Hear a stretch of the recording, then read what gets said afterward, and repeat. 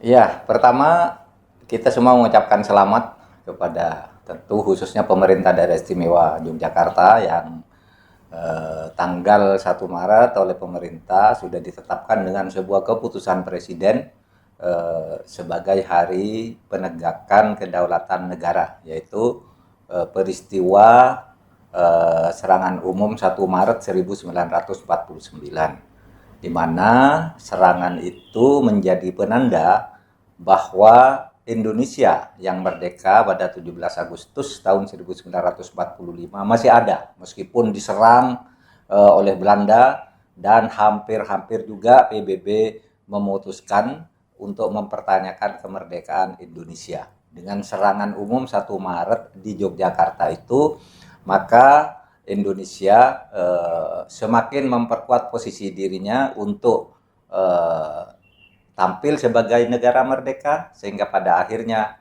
mendapat pengakuan kedaulatan dari Belanda yang semula menolak keras dan akan tetap menjajah Indonesia.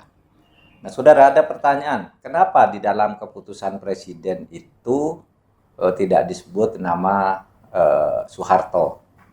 Nah, saudara, ini adalah keputusan presiden tentang titik krusial terjadinya peristiwa, yaitu hari yang sangat penting. Ini bukan buku sejarah. Kalau buku sejarah tentu menyebutkan nama orang yang banyak.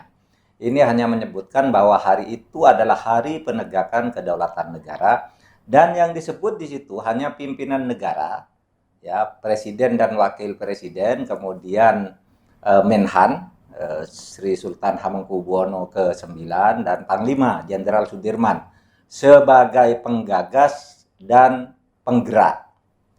Nah, yang lain tidak disebutkan. Pak Harto tidak disebutkan di Kepres itu, Pak Nasution, Pak Kawilarang, Pak Urip Sumoharjo, semua ada di situ. Tidak disebutkan, tetapi ini tidak hilang jejak sejarahnya.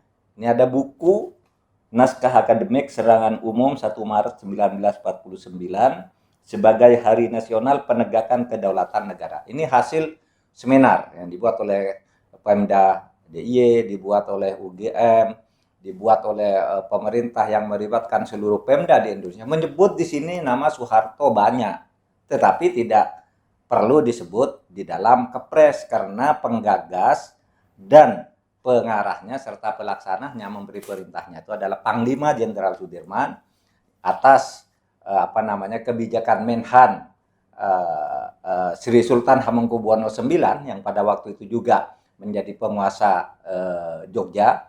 Kemudian Bung Karno, Bung Hatta sebagai presiden dan wakil presiden yang pada waktu itu sah. Nah, sama dengan proklamasi kemerdekaan 17 Agustus 1945. Itu yang mendirikan negara ini banyak. Kalau bicara BPUPK, Badan Persiapan Penyelidik Usaha Persiapan Kemerdekaan Indonesia, itu jumlahnya 64 orang, 60 anggota, lalu ada ketua, wakil ketua, dan sebagainya. Nah, tapi hanya disebut 2 orang proklamasinya, yaitu Soekarno-Hatta. Kalau disebut semua namanya sejarah. Kalau misalnya dalam serangan umum 1 Maret disebut semua, tanggal sekian, persiapan dari sini, lalu ada pesawat lewat, berbelok ke kiri, berbelok ke kanan, itu sejarah.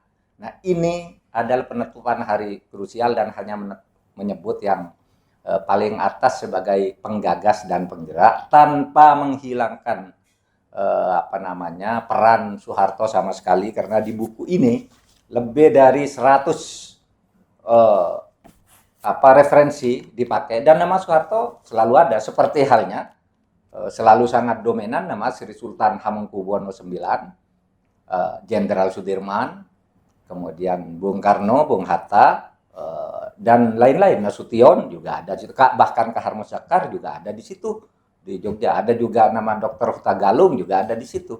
Jadi tidak disebut satu persatu, tetapi jejak sejarahnya tidak hilang dan ditulis di dalam buku ini. Bahkan pernah di satu halaman tuh nama Pak Harto ditulis 2 kali. Nih, di halaman 51 tuh satu halaman aja tertulis nama Soeharto 2 kali. Jadi tidak hilang jejak sejarahnya.